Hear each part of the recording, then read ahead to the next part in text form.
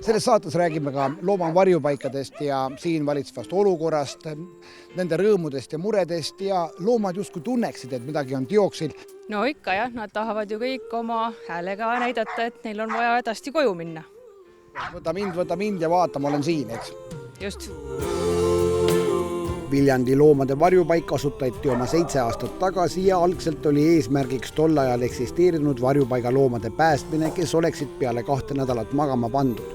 Kogu projekti juhtis ihu ja hingega põline viljandlanna Triinu Priks. Kui inimesed saavad aru, et nad saavad mingisuguses olulises protsessis, mis midagi muudab, kaasa aidata, siis nad teevad seda hea meelega.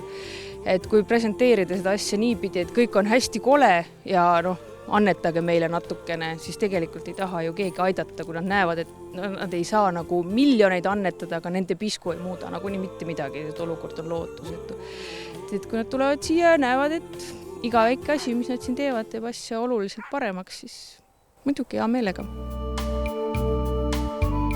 Täna töötab varjupaigas 3 inimest, juhataja ja 2 loomade hooldajat.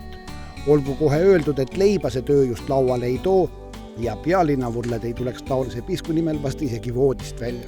Eks ta selline motivatsiooni küsimus suuresti ole. Et kes on nõus seda tööd ka ilma rahata tegema, siis see on nõus tulema ka selle väikse palga eest varjupaika tööle, et ainult raha pärast ei saa siin kindlasti töötada. Aastas satub Viljandi varjupaika umbes 120 koera ja 440 kassi. Hetkel pakutakse ulualust 11 koerale ja 47 kassile. Eks ta jah, on selline pingeline töö, et hulkuvaid loomi palju ja et inimesed hülgavad ja et nii nad siia meile satuvad ja samas ka kohti on vähe nii kassidele kui koertele ja et midagi teha ei ole. See põletab ka töötajad läbi. Ega väga kaua keegi ei jõua siin ühe koha peal töötada, kui sa näed iga päev vigastatud või hüljatuid loomi, hakkab endal ka kurb ja toob pisara silma.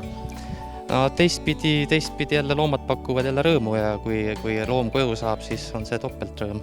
Aga inimesi peab ka armastama muidugi sellepärast, et kui inimesi armasta, siis on ka väga raske siin töötada. Et inimesi peab isegi natukene ülemäära armastama, sellepärast, et osad inimesed teevad enda armastamise päris keeruliseks, kes siia meie klientideks satuvad.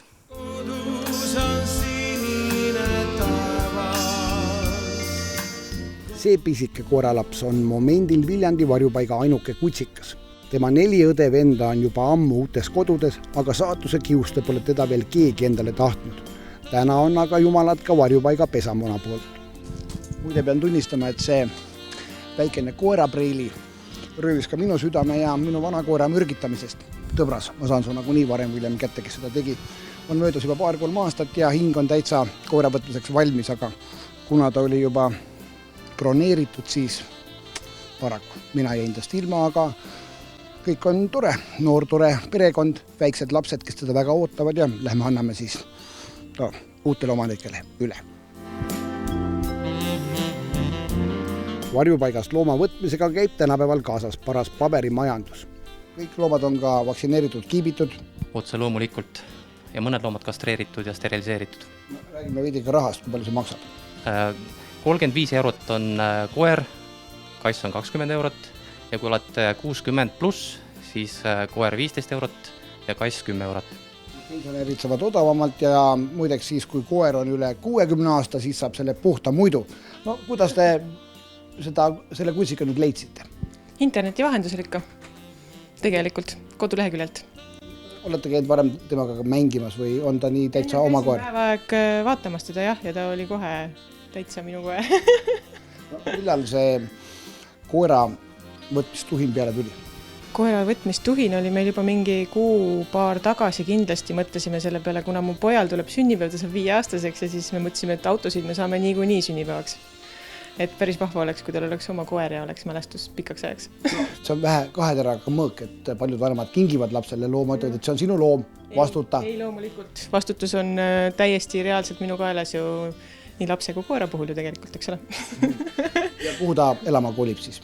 Me elame maal talus, nii et tal on täitsa suur oma õu ja oma territoorium, kus toimetada. No, jääb ikka siia Viljandi lähedusse. Viljandi maakonda ikka. Mulle teil vedas. Oleks ta jäänud veidi rohkem viljaks, ma oleks ta endale võtnud. Siis mul tõesti vedas, yes. On kodus.